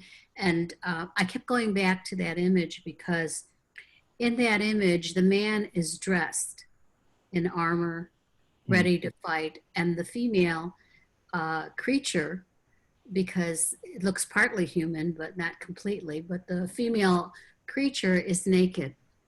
And that also reminded me a little bit of that idea of going through the gate alone. But so is he, do you think that he is armored as a way to protect himself from the influence of the feminine? Or is it simply that they're at odds with each other because they both seem to have some kind of ray going there? They do. They're both at odds. This is the fight. Yeah. No, the fight is the sacred marriage. That's what's hard for us to get. And what's really hard to get to is what you raised at the first part of your question. It seems from the mariner's perspective, all the many men did die, the many men so beautiful, and they all dead did lie. And they're cursing him with their moonlight glittering in their dead eyes, you know? And so from his perspective, what we're calling from a big, in hindsight, and from a big perspective far away, we're saying this is his individuation journey. This is in his initiatory process of transformation. From his perspective, it's a catastrophe. It's horrific. Everything's gone and dead. I mean, I remember once when I, early on in my career as a psychotherapist, I was working with a man who was going through a really pretty severe depression, and he had dreams that showed images of new life coming out of his death state. And so I said to him, you're in a transformation process. And I'll never forget what he said to me. He just was, you know, his head was low in his arms, and he just said, it doesn't feel like transformation, you know. And I thought, oh, I shouldn't have said that because it was too early. But then later I wondered what he thinks transformation feels like. Like if I say to you, you're going through a transformation process, what do you guys all think of? I mean, you might think if I'm getting, well, maybe not the people on this call, but most people would think I'm getting better, or I'm getting more younger or beautiful or smarter, or something good is happening. You wouldn't think of the mariner and his slimy seas and slimy things he's identified with, and all the abject black of who knows what personal trauma was there that is coming up now, and his whole world is crumbling, and it just seems like a catastrophe. Yes. You know, so it's a really, for me, an important message of these types of poems, and what you get from Jungian alchemy can be so helpful to us when we're going through dark times. Maybe there'll be a dream that, you know, we can latch onto and say, well, maybe there's something happening in what just seems like a horrible catastrophe. And the catastrophe belongs to the process. The blackness belongs to the process of change. When Martin Luther King says, we got to die to our American values so that we can have new values, that's a big deal. That is never going to happen without huge darkness. Huge darkness. So. And I have noticed that when I get really deep dreams, that seem to just totally like drop you to your knees. I will also get, not too long after, as I'm struggling with understanding this and whatever, going through the process, that I will get a hopeful dream. And that helps to keep going. Yeah. You know, so it is very interesting. So that's kind of like an inspiration, I guess. Well, it's good to hear, you know, and now we know about Jung, and Jung's influenced many of us so much, and he's given us a way to hold this process that, for instance, you even pay attention to your dreams is a kind of a miracle in our society at all, let alone take them seriously. So Coleridge, you know, like these people, like in the Romantic time that were engulfed by this lunar world, they didn't have any Jung. They didn't have a science of the unconscious. They didn't have anything. They were just really all alone with what was going on. And from their perspectives of Christianity and of the Enlightenment, it was, even for these poets, it was, how do we unite any of this with the day world? It was a real challenge for them. And Jung took up that challenge 100 years later. And now here we are now, talking like we are. The last question that I have is about Melville. And when he wrote Moby Dick, I had read that he became very ill after he wrote it because it took everything out of him. And I was wondering, because I don't remember how old Melville was when he wrote it, if he was a younger man or middle-aged or older, and if he kept writing after that. So I was wondering if you know.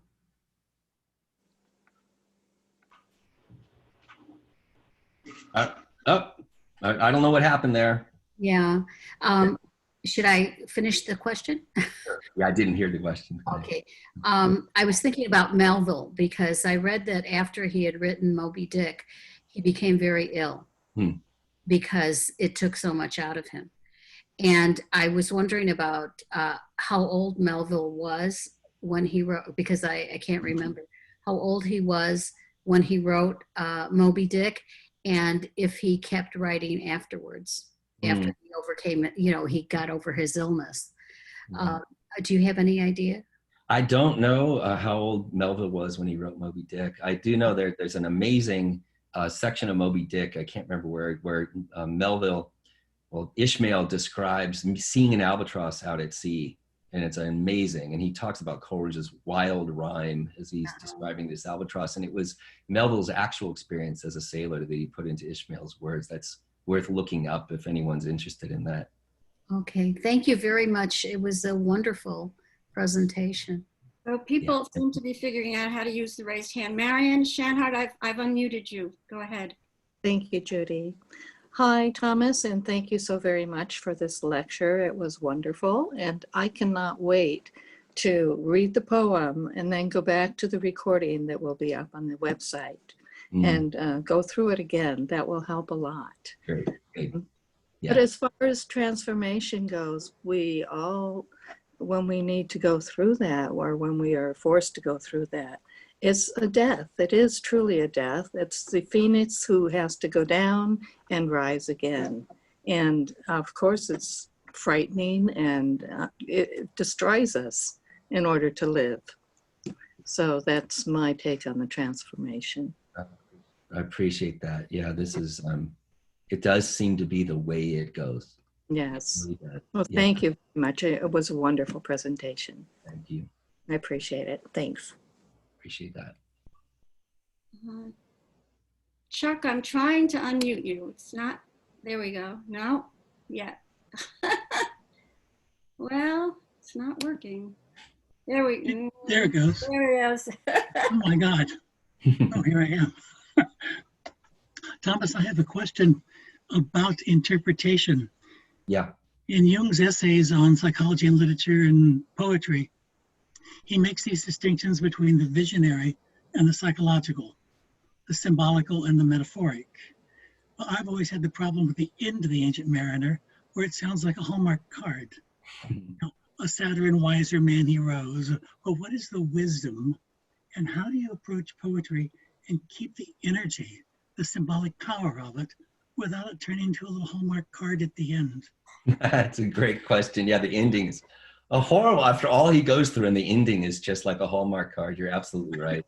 Yeah, yeah, it's absolutely, but you can feel in it, that's significant, right? Coleridge trying to like understand what happened. He has no clue. Coleridge has no clue what happened in his vision. He has no idea. I promise you, like we'd have to spend a long time getting into that. But in general, when he wrote poetry, he said, for instance, about another poem, these are very fine lines, though I shouldn't say it because I wrote them, although I don't have the foggiest idea what they mean, you know. And it was really the case, like an Ancient Mariner just gripping somebody, and boom, this thing comes through. And that's what Jung meant by visionary poetry. It belongs to the culture, it belongs to the ages. It's not even personal to the poet. You know, so yeah, the ending is a big problem for me too. It doesn't, but it is significant that he didn't grasp what happened enough to write an ending, really. That's how I see it. Yeah. Thank you. Yeah. Virginia, I will try to unmute you. For some reason, I have to like click it multiple times to get it to work. Can you unmute yourself, Virginia? Ah, I think I did it. Yes. There it is. There it is. Thomas, thank you for a wonderful lecture. Just a comment, it reminds me a bit of Dickens' The Christmas Carol, which has a similar theme of redemption through night terrors and the ghosts of Christmas past and so on. Some similarities. That's great. Yeah, that's a good one. Yeah, I think, you know, we see what we know. So if we're aware of this, we're going to start seeing it everywhere. I promise you'll start, oh, that's like this. That's it really is how things go. And again, I really hope that, you know, for me, it's meant a lot in dark times to be able to hold on to maybe there's a process in the darkness, at least even a possibility. So these stories can give us more of that hope, I think. Yeah. Yeah. Paula, you are unmuted, although you didn't raise your hand. Do you have a question? No, whoops. Paula, are you there? Did you have a question? Let me see how, okay. So it was just about, he went through this whole process, but it didn't seem to come out in a happy ending. So was it, you know, it's kind of an existential question, I guess. Was there value in it for him just going through the whole process?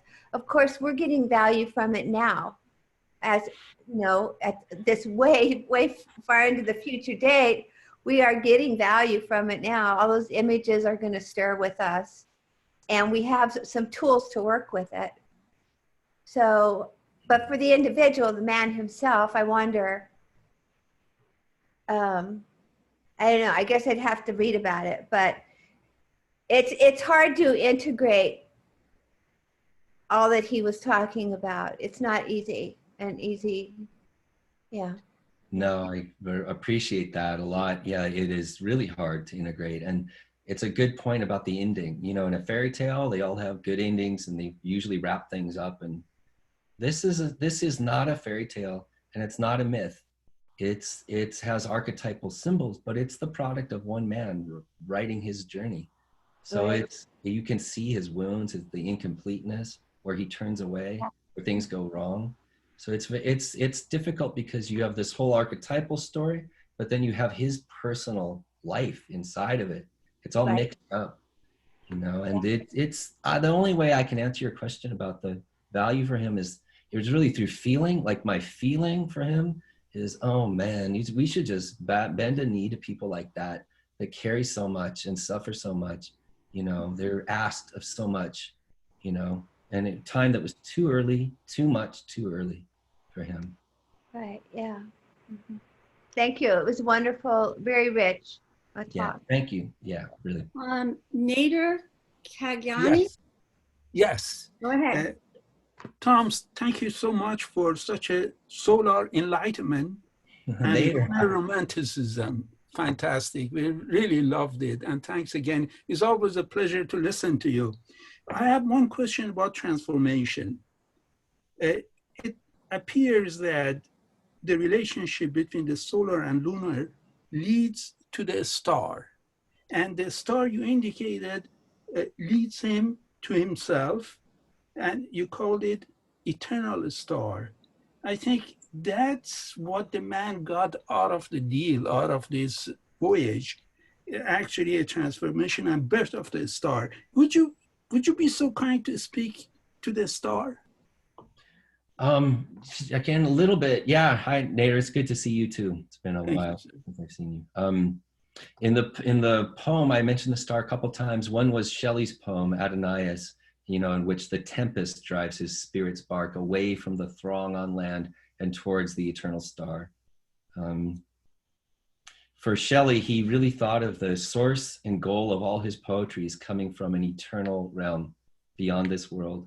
And he thought of his poetry as just the worst, most dullest, most obscure translation of that star. And even for him, he thought the only way to join up with that star again was through death, like literal death. Wow. For Coleridge, the star in this poem, the moon rises, the poem says, with one bright star within its nether tip, which is, of course, an impossible thing. The star literally can't go in front of the moon to be inside of it. So it's a symbol for Coleridge's spirit in the curve of the serpent, you could say, in the belly of the unconscious, his self, his eternal self, not his ego. This isn't a process that's coming from his intention, from his willpower, from his consciousness. It's what the star symbolizes. The eternal part of him is wrapped up in this process. It's like deep, way deeper than what he would know or intend. That's the star in us. That's what I would say in a short time. I appreciate it. Yeah. So Shaheen, you don't have your hand up, but you are unmuted. Did you? Yes, I'm unmuted. Thank you, honey. Thomas, the question for me would be, you mentioned something about the wedding. I'm not really as much a Jungian. I'm so interested in it. I'm a different kind of psychologist. But the marriage of the lunar and the solar, you mentioned solar being reason and masculinity, lunar being the romantic, the feminist. Could that be the synthesis of these two, and the marriage and the wedding of these two that you said leads to eternal star, is actually bringing the two sides of the feminine masculine in one, into integrating them together and finding a way out of being either this or that? That's perfect. Yeah, I like the either way out of either being this or that. And yeah, this is the big symbol, the marriage in alchemy or in Jungian psychology. It's the marriage of contraries. How can fire and water go together? How can sun and moon go together? How can things which seem so opposite unite in a stable way and be related to each other? So the marriage is not a fusion. It's not a hermaphrodite. It's a relatedness of contraries. I remember my analyst at one point said, he's a Swiss guy, he goes, "Yeah, Tom, there's no greater opposites in the cosmos than men and women." So it's also that, but so many things. I think Jungian psychology, Jung's red book is his experience of the lunar unconscious, the visionary imagination, the symbols of it, and then he tried to understand that psychologically, which was the sun. He tried to marry the spirit of the depths with the spirit of the times, and that equals psychology in my mind.